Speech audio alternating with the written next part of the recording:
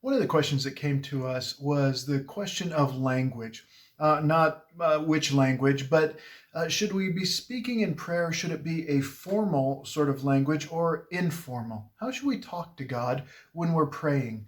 In English, actually, as we're speaking, that this isn't such a strong distinction, although there are ways to be more formal in our talking to God. But in other language, definitely we have this because our languages have both a formal and an informal addressing of people, and that could be used in our prayer as well. And so, what is the proper way to speak to God when we're praying?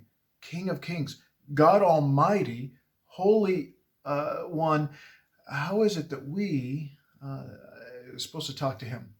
Formally or informally? Um, couple passages that I think really help on this. So one, and I'm going to just mention them so that you can go and find them. You can jot them down if you want, or maybe you'll know some others that you'd like to add to the context as well. Just jot them in the comments below this. One of them is in Romans, the book of Romans, chapter 8, verse 15. It says this, so you have not received, Paul talking to the church, to believers, so you have not received a spirit that makes you fearful slaves. Instead, you received God's Spirit when He adopted you as His own children. Now we call Him Abba, Father. And so he is putting in there, how is it that we talk to God?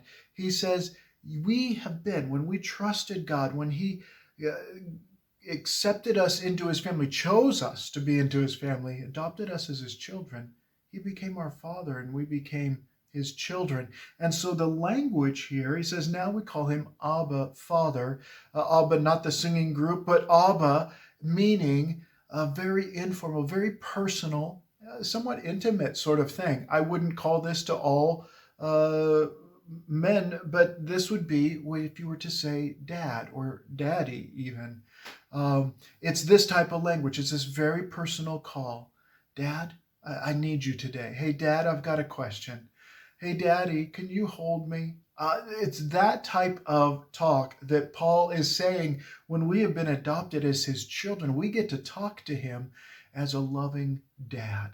And so we see already there's this not a distance created, but as he brings us close, and in our prayer, we're being brought close to him. This very informal in some sense. We also see it in Galatians chapter 4, in the verses 4 and 6, same type of idea. When we're adopted in as his children, we get the right or the privilege to speak to him in very personal ways that bring him close and us close.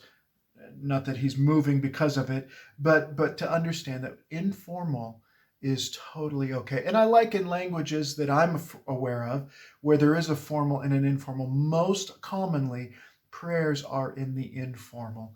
And that's a great thing. We get to speak to him very personally in our prayers.